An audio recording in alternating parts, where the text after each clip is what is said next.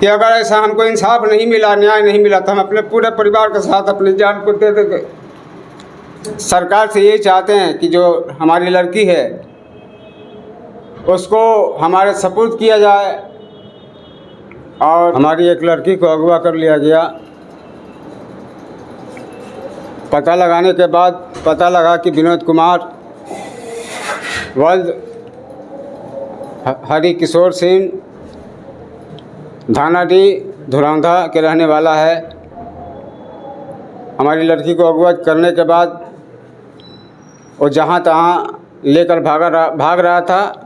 पता लगाए तो पता लगा कि फलाना जगह पे है। मैं वहाँ गया तो मारने और काटने की धमकाया। बाद में मैं डर से वहाँ से भाग आया और थाना की पैरवी करने लगा। थाना के संपर्क में मैं रहा कि थाना हमारी रिपोर्ट दर्ज करे। एक बार थाना जाने के कई बार, एक बार, दो बार, 7 बार तक मैंने गया, लेकिन हमारा रिपोर्ट नहीं दर्ज हुआ। लास्ट में मैं एसपी साहब का दरवाज़ा खटखटाया। एसपी साहब लिख करके दिए कि जाओ तुम्हारा काम हो जाएगा। महिला थाना को दिए उन्होंने। महिला थाना हमारे केस को दर्ज किया 13/25 और उस दिन महिला थाना अपनी कार्रवाई की।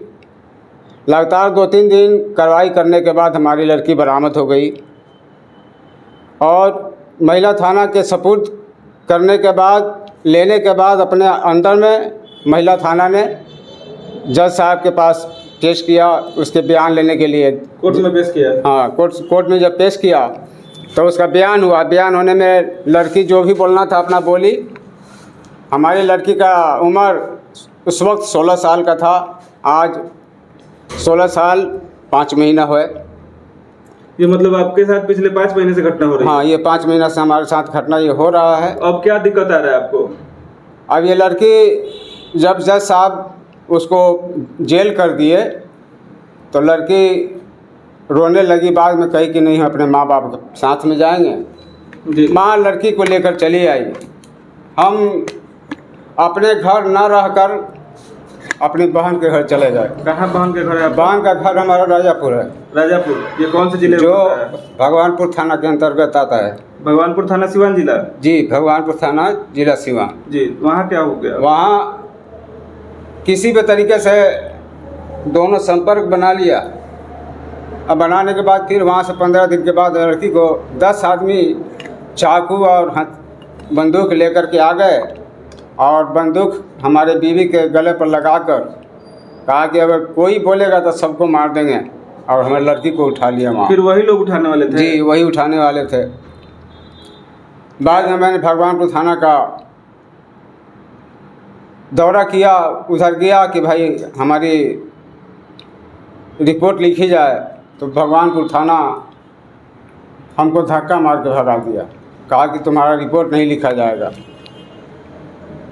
17-18 दिन तक लगातार मैं दौड़ता रहा। बाद में एक रोज़ एसपी साहब के कहने के बाद, सिवान एसपी साहब के कहने के बाद मैं भगवानपुर थाना गया तो जो हमारा आवेदन लिखा हुआ था उस आवेदन को उन्होंने फाड़ के फेंक दिया। फिर कैसे? वो अपने हाथों से उन्होंने आवेदन को लिखा, ज़बरदस्ती हमसे साइन करा लिया।